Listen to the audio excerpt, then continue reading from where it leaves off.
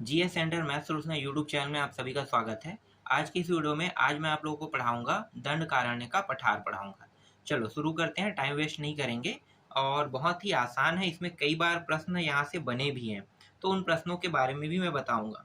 तो चलो स्टार्ट करें। तो देखो, हमें पढ़ना है दंडकारण्य का पठार। तो दंडकारण्य का पठार का जो क्षेत्रफल है और प्रतिशत है, इन दोनों को आप जान लो कि दंडकारण्य का जो पठार है इसका जो क्षेत्रफल है ये है 3960। ठीक है, आप इस तरह से याद कर सकते हैं 3960, या आप हजार में गिनोगे तो 39,060, इस तरह से आप गिन सकते हो। ठीक है, तो इसे याद रखना है, आप जैसा भी याद करना चाहो याद कर सकते हो। शॉर्टकट तरीका है 3960, और अगर आप हजार में करोगे तो 39,060, इस तरह से याद कर सकते हो। और इसका जो प्रतिशत है वो है 2891। कितना प्रतिशत है हिस्से में? 2891, क्योंकि अधिकतर जो हिस्सा है वो छत्तीसगढ़ के मैदान के अंतर्गत चला गया है, 50% से भी ज़्यादा। अब बचा है उनमें से 28.91%, मतलब 28.91% आप मान सकते हो इस तरह से। तो ये हिस्सा जो है ये दंडकारण्य के पठार को मिला हुआ है। और क्षेत्रफल में देखें तो 3960 क्षेत्रफल में इसका किलोमीटर, वर्ग किलोमीटर मिला है। अब यहाँ पे जो व्यापम में प्रश्न एक बार पूछा गया था ना, उस प्रश्न के बारे में जिक्र कर लेते हैं। तो व्यापम में यहाँ से आया था प्रश्न। ठीक है, ये वाला हिस्सा जो है यहाँ से आया था। एक सेकंड, क्या है, हाँ ये वाले हिस्से से आया था, लेकिन हम बारी बारी से पढ़ेंगे जिससे हर एक प्रश्न को हम अच्छे से जान पाएंगे, समझ पाएंगे और उन प्रश्नों का उत्तर हम दे पाएंगे। फिलहाल यहाँ पे जो मैं आपको टॉपिक बता रहा हूँ ये तो एक स्टडी लेवल है। इससे प्रश्न कैसे बने होंगे, आए कैसे हैं, आते कैसे हैं, इसके बारे में भी साथ साथ चर्चा करेंगे। तो यहाँ पे आप देखो, सबसे पहले ये कांकेर जिला है। कांकेर जिला, ये वाला हिस्सा जो है ना पूरा यहाँ से यहाँ ऐसा कुछ कांकेर जिला का हिस्सा है। तो कांकेर जिला में दो प्रमुख यहाँ पे पहाड़ पाया गया है। ठीक है, पहाड़ तो ये है गड़िया पहाड़ है, ऊपर वाला क्या है, गड़िया पहाड़। तो पूछा जाता है कि ये गड़िया पहाड़ किस जिले में है। व्यापम में एक बार प्रश्न आया था, तो व्यापम में जब प्रश्न आया था तब पूछा गया था कि गड़िया पहाड़ किस जिले में है। तो आंसर क्या लेना है आपको, कांकेर लेना है। किस जिले में है, कांकेर जिले में गड़िया पहाड़ है। इसे मैं काट देता हूँ दो हिस्सों में। ठीक है, ये वाला हिस्सा जो है ये, चलो इस तरह से हम काट के इसे कांकेर जिला को अलग कर देते हैं। ठीक है, तो कांकेर जिला से अगर प्रश्न आता है तो गड़िया पहाड़ कहाँ पे है, कांकेर जिला में है। और गड़िया पहाड़, ये जो कांकेर जिला में है, इसमें कौन सा महोत्सव मनाया जाता है, तो गड़िया पहाड़ में गड़िया महोत्सव मनाया जाता है। ये भी प्रश्न आया है, ये प्रश्न पीएससी में आया है एक प्रश्न, और एक व्यापम में आया था। इस तरह से आप इसे याद कर सकते हैं।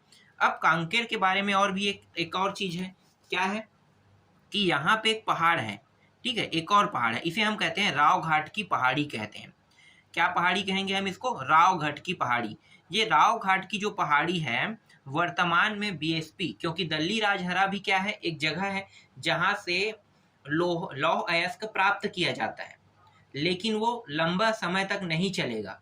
एक समय के बाद जो उसकी खदानें हैं वो बंद हो जाएगा, क्योंकि लोहा जो है ना, जो लौह अयस्क का भी मिल रहा है वो उस समय के बाद खत्म हो जाएगा। तो इसे मतलब जो बीएसपी भिलाई स्टील प्लांट है उसको लोहा तो चाहिए। तो दल्ली राजहरा का जब खदान बंद होगा तो किस खदान से देना है उसे, तो वो जो है ना ये राव घाट की पहाड़ी, यानी कि यही से अब लोहा जाएगा। कहाँ से, राव घाट की पहाड़ी। यहाँ पे खुदाई चालू हो चुका है और बीएसपी को लोहा भेजा जा रहा है। तो राव घाट की पहाड़ी में कौन सा अयस्क मिल रहा है, लौह अयस्क मिल रहा है, और यहीं से बीएसपी को वर्तमान में लोहा भेजा जा रहा है।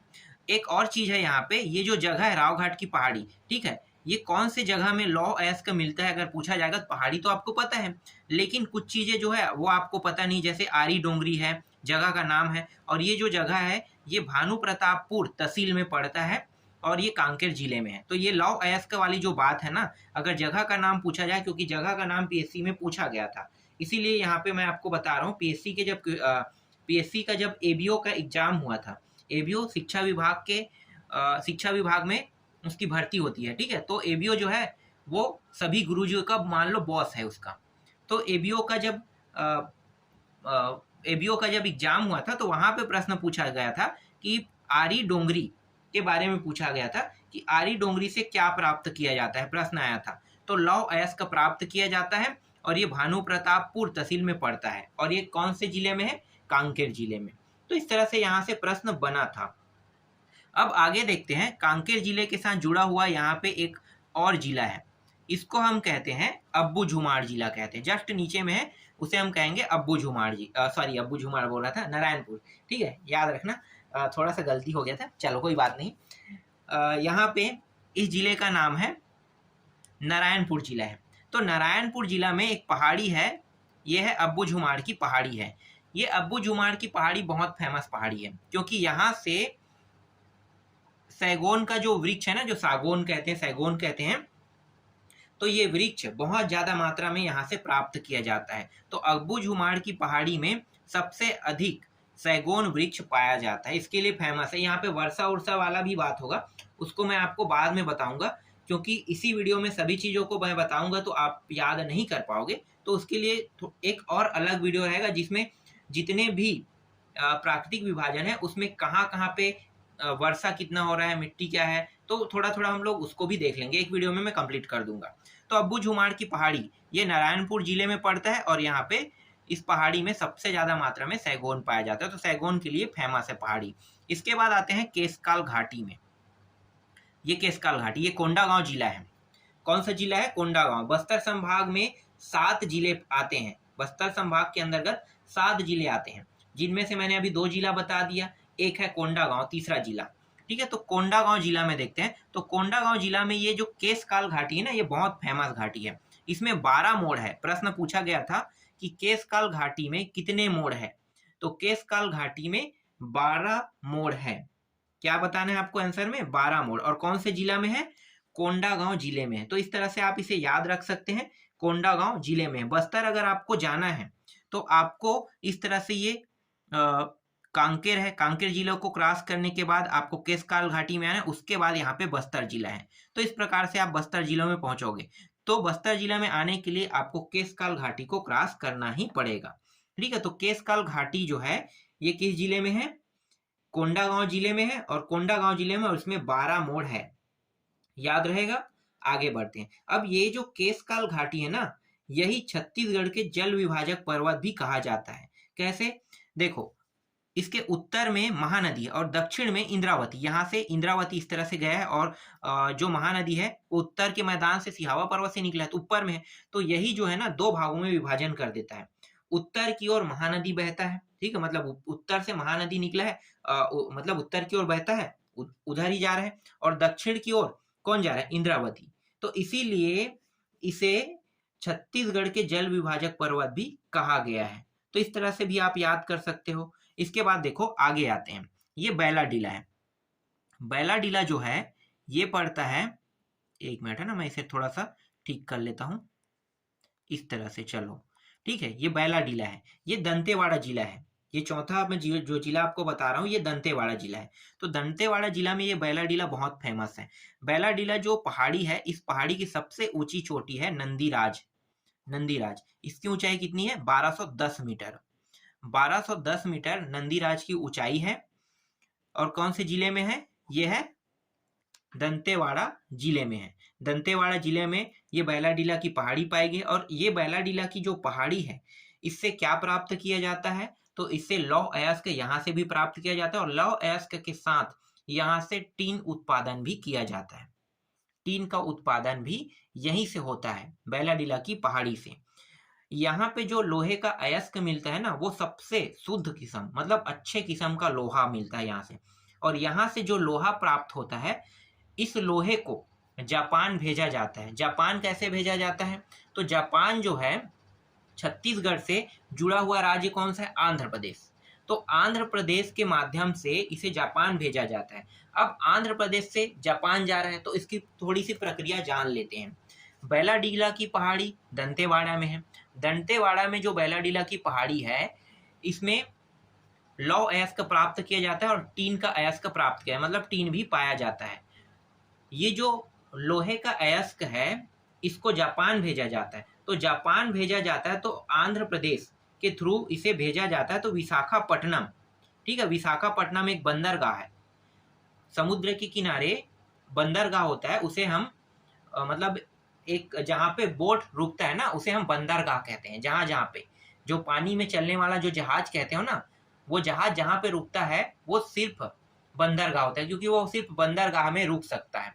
तो बंदरगाह है विशाखापट्टनम नाम का एक बंदरगाह है, उस बंदरगाह में रुकता है। तो यहीं से ना जापान को ये जो बैलाडीला में जो अच्छे किस्म का लोहा मिलता है उसे जापान भेजा जाता है। तो अब आपको याद रहेगा बैलाडीला की पहाड़ी कहाँ पे है, बस्तर जिले में। इसकी सबसे ऊंची चोटी का नाम नंदीराजहरा, जिसकी ऊंचाई कितनी है 1210 मीटर। यहाँ से भी प्रश्न बना, इसलिए मैं यहाँ पे आपको बारीकी से बता रहा हूँ। यहाँ पे पीएससी में प्रश्न पूछा गया था, अधिकतर पीएससी में ही पूछा जाता है। इसके बाद नेक्स्ट जिला देख लेते हैं। बस्तर में तो कुछ खास नहीं है, तो मैं बस्तर को अलग कर देता हूँ। ये बस्तर जिला है। बस्तर के बाद ये नीचे वाला जो है ना, ये सुकमा जिला है। ठीक है, ये सुकमा जिला, यहाँ पे आ जाते हैं। ठीक है, बस्तर को हम अलग कर दिए। अब यहाँ पे आपको जो नीचे में जो जिला दिखाई दे रहा है, ये है सुकमा जिला, ये वाला हिस्सा सुकमा जिला। अब सुकमा जिला में यहाँ पे ये जो यहाँ पे आपको दिखाई दे रहा है, ये है बस्तर का पठार। बस्तर से अगर इसको यहाँ पे आना है, ये थोड़ा सा ऐसे बना लेते हैं चित्र को। ठीक है, ऐसे क्या है कि यहाँ पे थोड़ा सा हिस्सा दंतेवाड़ा का भी इसके साथ जुड़ा हुआ है, थोड़ा सा बस्तर का भी है और सुकमा का भी है। तो बस्तर से अगर सुकमा प्रवेश करना है तो यहाँ से इस बस्तर के पठार के थ्रू ही प्रवेश किया जाता है। तो यहाँ पे एक है झीरम घाटी, जहाँ पे एक घटना हुआ था, आप लोगों को पता होगा। घटना के बारे में नहीं सुने हो तो मैं आपको थोड़ा सा बताना चाहूँगा कि जब चुनाव का समय था, उस समय कांग्रेस पार्टी वोट मांगने के लिए सुकमा जा रही थी। उस समय नक्सलियों ने यहाँ पे आक्रमण कर दिया था, मतलब हमला कर दिया था। तो वहाँ पे जितने भी कांग्रेस पार्टी के नेता थे, जितने लोग जा रहे थे वोट मांगने, उन सभी को मार दिया गया था इसी झीरम घाटी के पास। ठीक है, तो जो घटना हुआ था वो यही घाटी, ये जो बस्तर का पठार है ना, यहाँ पे जो झीरम घाटी है, इसी में हुआ था। ये झीरम घाटी सुकमा में पड़ता है। कहाँ पड़ता है? सुकमा में। और ये दरभा जो घाटी है, ये पड़ता है बस्तर में पड़ता है। तो दरभा घाटी से प्रवेश करते हुए उनको आना होता है झीरम घाटी, फिर झीरम घाटी से सुकमा पहुंचा जाता है। तो इस प्रकार से सुकमा पहुंचा जाता है। तो सुकमा के बारे में भी आपको पता चल गया। इसके बाद आता है बस्तर का मैदान। यहाँ पे बस्तर के मैदान में कुछ खास तो नहीं है, लेकिन बस्तर के जो मैदान है वो थोड़ा थोड़ा हिस्सा ये बीजापुर जिला है और ये सुकमा जिला है। तो बीजापुर, सुकमा और थोड़ा सा हिस्सा ये दंतेवाड़ा को भी कवर किया है। तो बस्तर के मैदान जो है ये 3 जिलों के साथ अटैचमेंट है। एक है बीजापुर, एक है सुकमा और एक है दंतेवाड़ा।